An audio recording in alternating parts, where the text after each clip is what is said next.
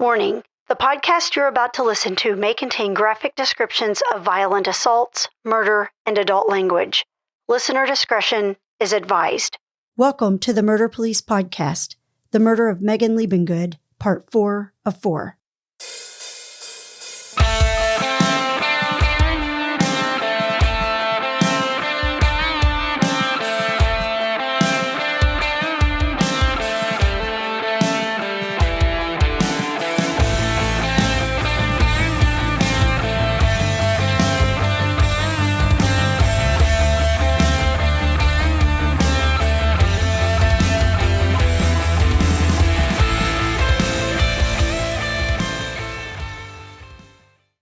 So he starts talking because you're all patient with him, and does he tell the whole story of how it started, or does he not completely tell it? Where do we go from here to learn how the story unfolded?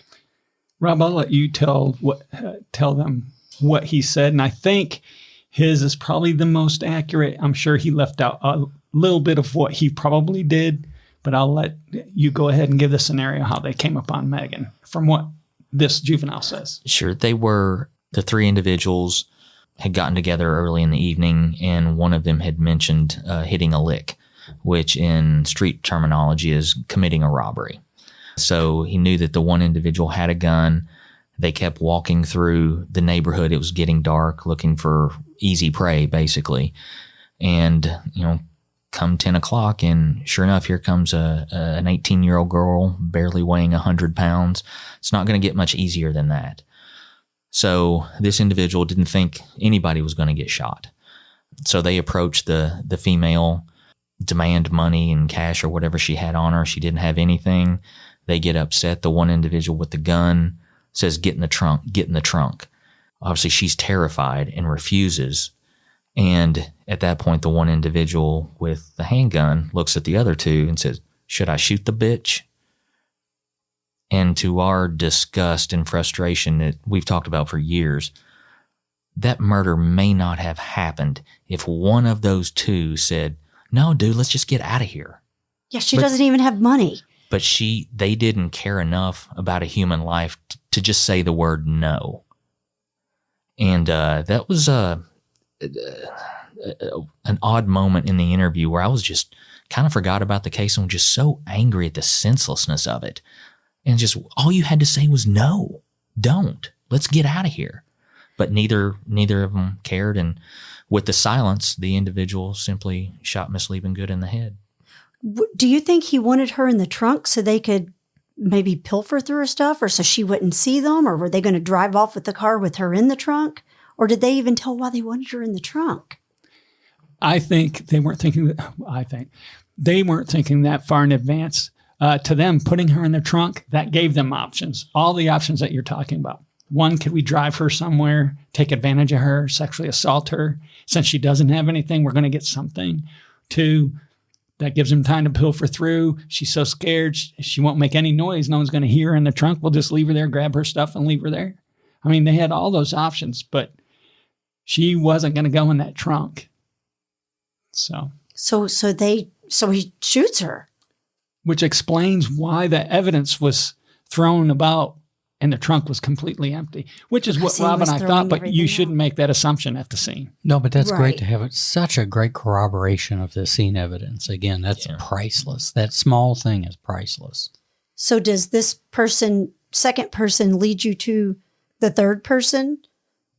Well, we know who the third person was, right? Because we got the arrest warrants. But he does give us information of who else, a girlfriend was involved, helping them get rid of evidence and helping them hide out. Well, because they saw all the police arriving at the scene and they had to run. So they go to the girlfriend's house and hide out there and change clothes. Oh, wow. So he does give us that information. And she was the girlfriend to him or to one of the other two people? To the third suspect. So now you know your third suspect, and this is the one that you go to the girlfriend's house to get. Yes, this is the individual where he marked me as far as what a human can do and to care nothing of human life. So yeah, Rob took over through part of that interview because there's a certain point I would think in a detective's career that, you know when you had enough is enough and you don't want to lose your job. So you need to kind of separate from that. And that's what happened in this interview. Yeah, we were both really frustrated, and especially dealing with the first two and then dealing with the third one. And he was by far the worst as far as attitude and arrogance. And there was a point in the interview, again, it was the same as the other two. They didn't admit right away. It took quite a while to get to the truth and get this individual to admit he was there. And again, Chris had the great idea with the maps, and suspect number 2 and number 3, their maps lined up identical, where the first one was he'd already lied about naming another individual. His was just completely off. And the other two's, matched up with evidence at the scene, but he kept referring to her when he finally admitted to being there. Yeah, the bitch went to her car. Then that bitch came out and the bitch wouldn't. And we said, so I was like, this individual has a name. Her name is Megan. Do not refer to her as a bitch again. And again, his attitude really didn't change.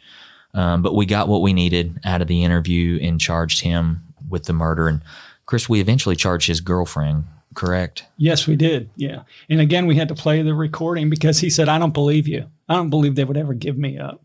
Which again, so give you up for what? I mean, thanks for saying that. I love it. Yeah. So yeah, we played the recording from him. That's when he started drawing the map. He knew it was over at that point. But yeah, his girlfriend, she was quite a delight as well. I was going to ask, how was the interview with her? She was the toughest one to break of all of them. And she wasn't even at the scene.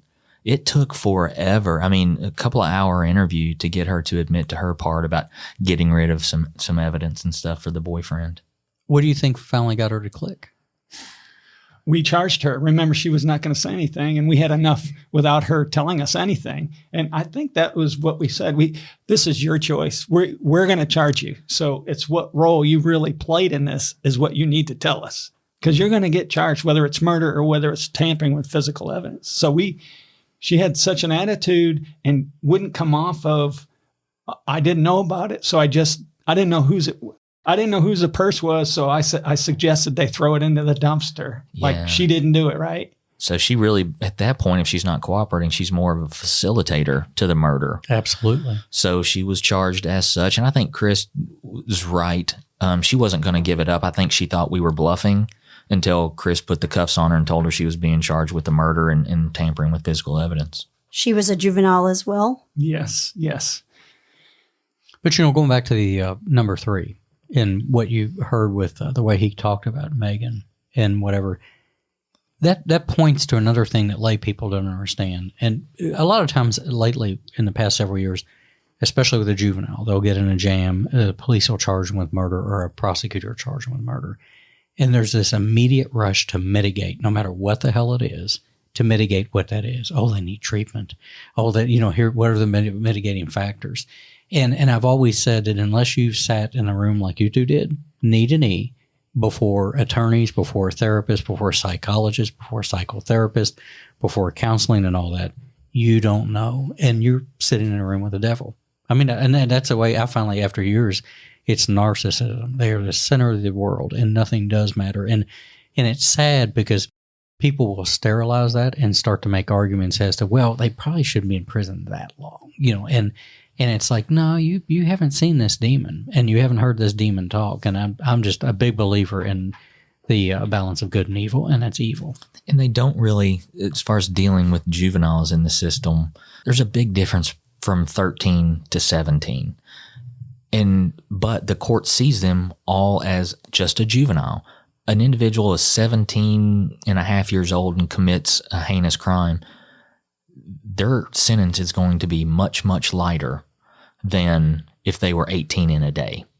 And I think it really does a disservice to juveniles. We've had a case where I think, Dave, you were involved in. Paul Williams is a cashier over on Old Mount Tabor, was shot. Exactly. And this juvenile, he committed a couple of robberies and some assaults, some fairly serious stuff, and just gotten a slap on the wrist in juvenile court. Well, he had just turned 18 and was charged as an adult. and was honestly believed he was going to boot camp for 2 years. And when former Sergeant Williams informed us, like, no, you're an adult now, and he got 25, 30 years, you almost felt sorry for him because he had been trained by the court system that nothing bad is really going to happen to me. I can do all these things. I can steal money or whatever.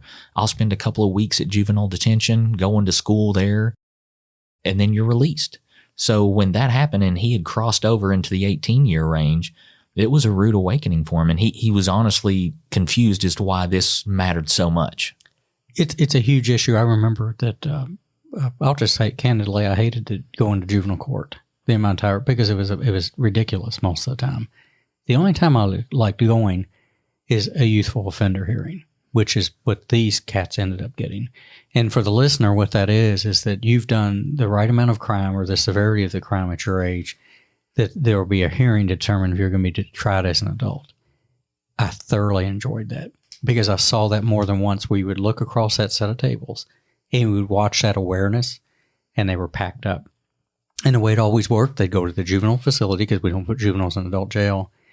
But I remember asking one of the people, he was a guard over at the juvenile facility. I said, what do you do when they turn 18? He goes, at midnight, we come in and wake them up. I give them a Snickers and tell them good luck. And they go off and they go to look at a rotor. And it happens at midnight. And there's the real world all of a sudden. But getting back to your point, and again, I don't want to rabbit hole too much, but it's important, is not only do we put the community at risk, but what you just said too, Rob, is that we're leaving them out against themselves. And they're either going to get killed or they're out and they're such a danger to themselves that they're going to get tried as an adult and they're going to do decades in a facility. And I don't think there's a win in any of that. No. And again, we probably really need to get the better bourbon out one night and have a big discussion on how we can fix the system.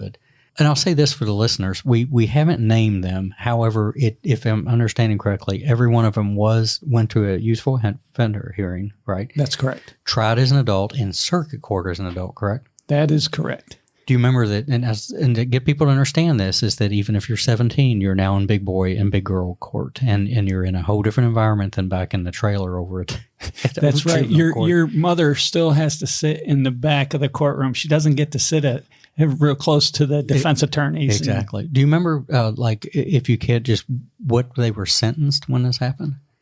Yeah. So the actual shooter was suspect A, based on the maps and the testimony by everyone. He was the actual shooter, and he got 40 years for murder. So he will be released in 2044. The one that cooperated was suspect B, the one that gave us the larger statement, the larger admission, and drew probably what we would call the safest map. He got 10 years in understanding that he would have to testify against the other two. So he pled guilty, knowing that he had to testify against the other two. And then the last one, the one that I disliked a little bit, got the same sentence, 40 years, and will be released in 2044. Unless, again, they've been in trouble in the penal system and they'll get charged with something else and add it onto their sentence. We can only hope. Exactly. Why did he get the same sentence as the shooter? How does that work? Well, really, they were all charged with murder.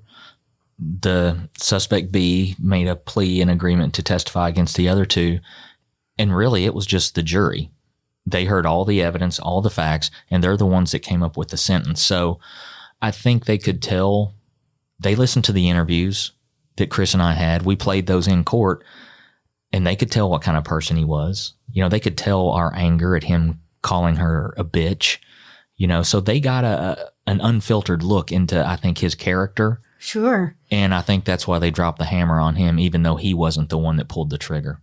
But he was just as unremorseful as the trigger puller. Right. And when you plan to do this, it's just like the best analogy, and we even use this in court. The best analogy is if you're even a lookout at a bank robbery and the people that went inside that bank shoot an innocent person, everybody's getting charged with murder, right? Because you're facilitating. You're a part of the plan. You're a part of the action. The first step that you take to intend to rob that bank and a death happens, you're just as guilty. Now, the girlfriend, her charges? She was charged with, just like we suspected, with tampering with physical evidence. She received 5 years. So both she and the person that testified, they're out now. I feel confident because this was in 2004. Yes. Any more hearings of them, dealings with them? No, from time to time I'll check in to see if they've been involved with anything, and nothing of any significance. Gotcha. Well, God bless that jury. On another episode that people are listening to is we talked to Jane Ford, who had been on a capital murder jury trial before.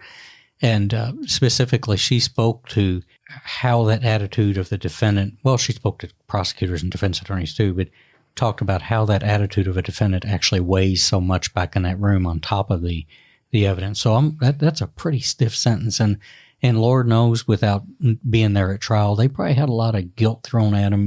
It's what defense attorneys do, and we love them. It's their job.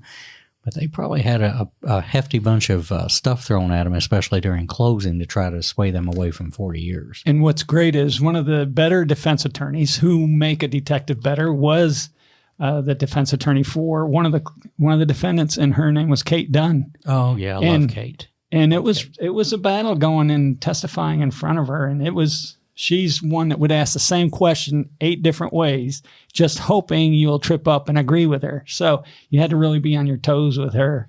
Kate probably might be, for new police, might be the biggest fear in their career to go to court. But the reality of it was she trained more police than she ever knew. Absolutely. And did it great. She would kill you on cross and drill you. But I always, to this day, I have an immense amount of respect for Kate Dunn. And not just because she helped me get better at what I do, but we've said it before, when you hire an attorney, I want a fighter. And geez, Pete. And it was vice versa, though. She respected you at the end of the trial. Oh, yeah, exactly. Fantastic woman. Yeah. And but boy, if you weren't used to that and weren't ready for it, I've seen people, woo. Yeah, you only don't prepare for one hearing with Kate Dunn. Exactly. Once. Exactly. Yeah. They say that thoroughbreds can smell sneakers. She could smell you new on that stand, and it was kind of entertaining to watch. Yeah. Now, did we have our beloved Ray on this as well? Was he here hearing this? He was not. It was Cindy Reeker, actually. And she did a tremendous job. Oh, She's yes. a good attorney. Yes. Yeah. I'd like to back up a little bit. We blew over the evidence kind of. And one thing, so that was the 17th we made all those arrests, right? So that was 2 days after the homicide. So some of the listeners don't realize, but that's just the beginning of our work. So Rob and I were thinking, these guys they were monsters, right? At least 2 out of the 3. And I don't know whose idea it was, but we went and got their school records to show that either they were attending the day of the murder or the day after. If they were bothered by the murder, it would show something, right? Well, it showed suspect A, the actual shooter, went to school the next day and took tests, and he got 100% on all his tests. Yeah. I don't think he studied that night. Yeah, let's I not. don't think He's so. just naturally smart. Yeah, this isn't academic advice. Let's not confuse people. Wow. Just stick to the books. Stick to the books. But just shows, he murdered a sweet little girl at 10:30 and was up the next day at 8 a.m. going to a class. And Business as usual. absolutely. They have no conscience with this. And again, that's something people, let them sit behind bars and think about the mistake they made. Well, that's not true. They fantasize. A lot of them masturbate when they think about it. Let's be candid. It's a sick group of people. Unfortunately, it's a small group of people so far. But, there you go. No, they don't. It's not there. If the capacity was there, they would have said no. That's the whole, you hit that perfectly, Rob. They would have said no. Right. And some of the listeners don't know this. We sent the grocery bags off, right? What a great piece of evidence for prints or DNA. Mm-hmm. Well, believe it or not, KSP Lab got partial palm prints and fingerprints. Well, here's the problem with the juveniles. If they've never been in trouble, or even if they're juvenile, they're not in what we call the APHIS system. Their prints you can't compare their prints to anything. So before our arrest, there was nothing we couldn't have that leverage of, your prints are everywhere. We couldn't do it. There's another community alert. We all know that the violent crime is moving down every year in age and keeps going down to this. Now we have this group that's untraceable. I'm telling you, hang on tight. We're in a bad spot. We can't recover that like we can an adult. Anything else you want to add? Yeah, it was, Chris, again, was a primary, and he took the huge burden on his shoulders. And in 2004, I was still relatively young. I think I'd only been in the unit 2 years. No, not young. Yeah. Yeah. So I really did it was a great opportunity for me to learn how to do an investigation right by the book and be tenacious about it. Especially given how angry it could make you. Jeez, oh, Yeah. I mean, well, I do want to ask, did either of you go and speak with the husband after to tell him that you had found the suspects? And do either of you have contact with him still today? We always try to contact the family after an arrest. It's the worst thing for the family to find out through the media. So prior to the press releases, what they call it at the police department, prior to that, we do contact the family members, whether in person or over the phone, depending on their location.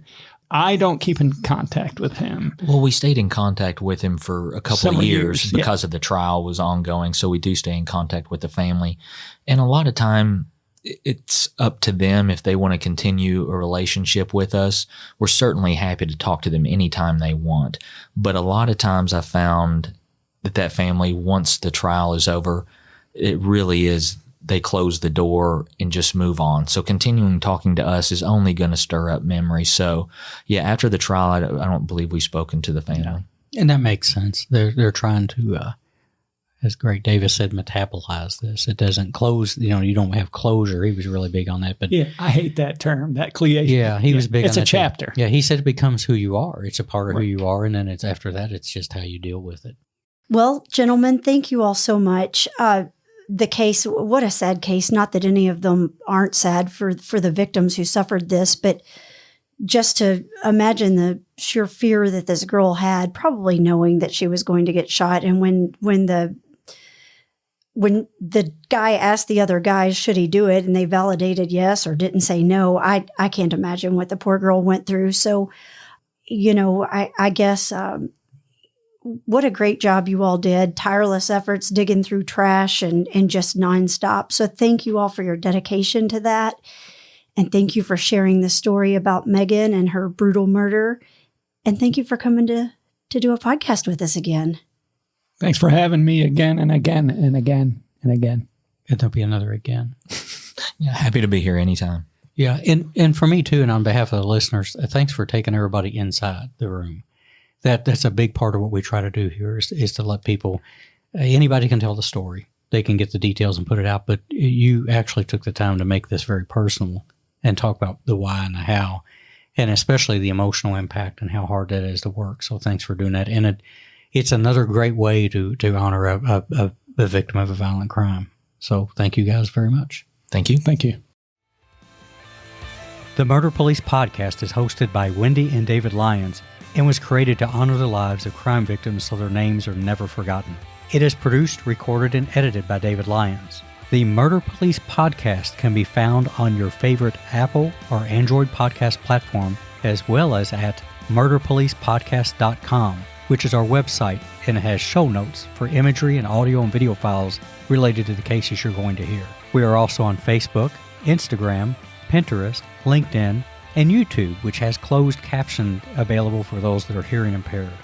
If you've enjoyed this podcast, please subscribe for more and give us a 5-star review on Apple Podcast or wherever you download your podcast from. Subscribe to the Murder Police podcast and set your player to automatically download new episodes so you get the new ones as soon as they drop.